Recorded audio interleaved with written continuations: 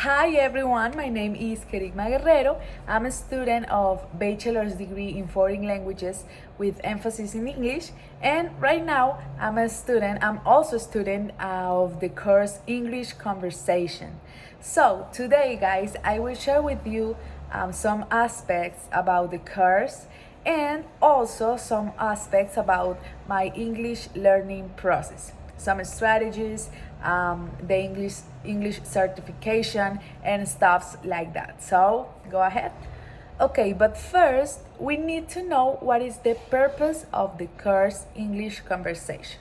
Well, the main purpose of the course is to strengthen foreign language, linguistic, sociolinguistic, and pragmatic competences through the accomplishment of oral production tasks in giving of real-time interaction to communicate and discuss effectively about complex issues.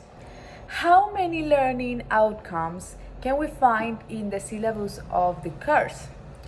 Well, there are four learning outcomes in the syllabus. The first one is related to the English fluency and oral skills. The second one is about the ability to have a debate and using pro and cons arguments. The third one is related to the speech interpretation. And the last one is about the ability to describe a complex subjects in a detailed way. Even though this course is a little bit different, it includes rules and conditions as well. Those rules and conditions are split in two parts, the individual ones and the group ones. The first part, the individual, covers everything related to the participation of the student and the policies to this participation more respectful and So the policies covers the integrated technology platform, the UNAT policies. It includes plagiarism and the netiquette. This individual part also includes everything related to the participation in the campus. It includes the participation in the activities, checking internal mail, and be constantly implied in the real-time interactions and activities, synchronic activities, and everything related to this. On the other hand, we have the group conditions and rules.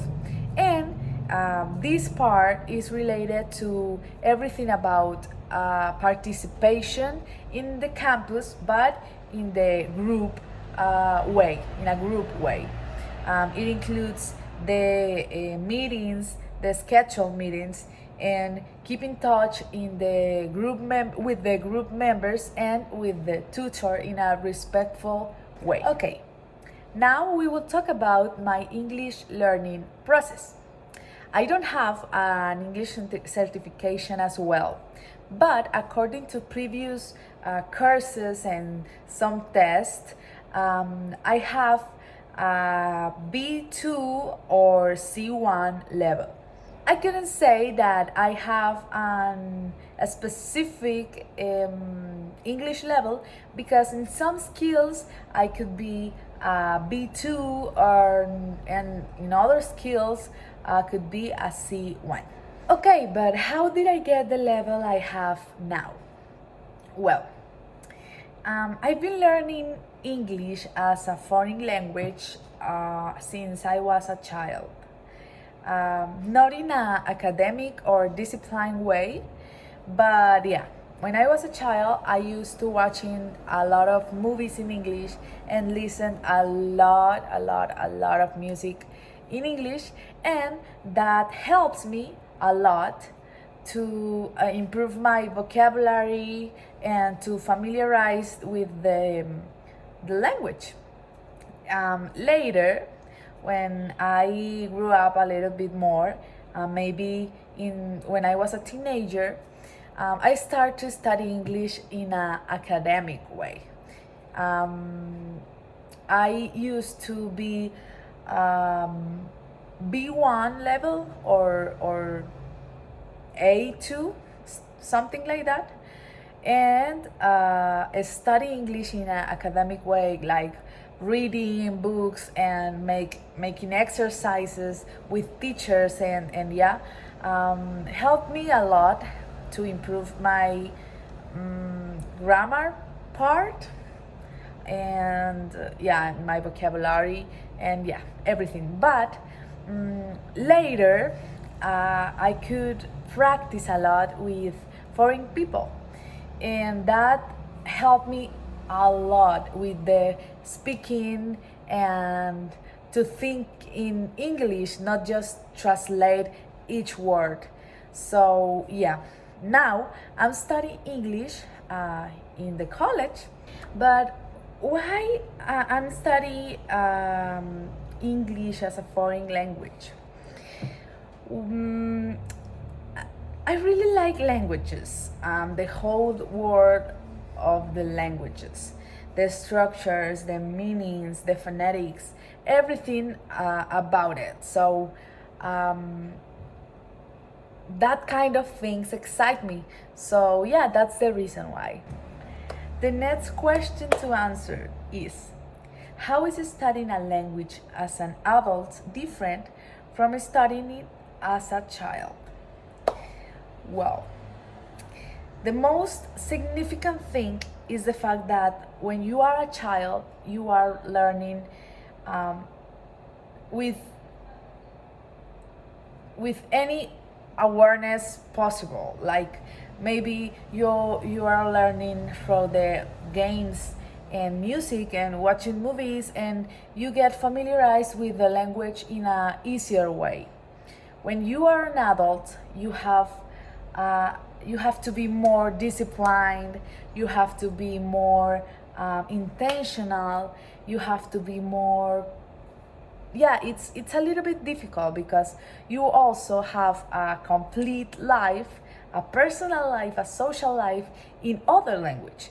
So if you couldn't practice with other ones who speak the foreign language, could be really really really difficult. But an advantage to learn a language being an adult is that you could understand complex concepts or something like that, like grammar structures and stuffs like that. When you are a child, maybe you could learn the language just, yeah, I speak English, but you couldn't understand how it works. But when you are an adult, you study the grammar structures, the phrasal verbs, and everything about it. And you could understand how the language works. So there is pros and cons, but I consider that learning other language as an adult, it's really, really, really different to learning other language as a child. So okay, and the last questions. How long should you study a foreign language? Can you make language learning part of your life in the future? How can you organize lifelong language learning? Well, it depends. If we are talking about learning English in an academic way, like in college or something like that, I could say that the answer is until you reach a high level of proficiency or something like that. But I consider that you couldn't learn a language just in an academic way. If you are learning a language, a new language, you have to keep improve your skills. You have to research, you have to keep updated about how the language is changing through the years.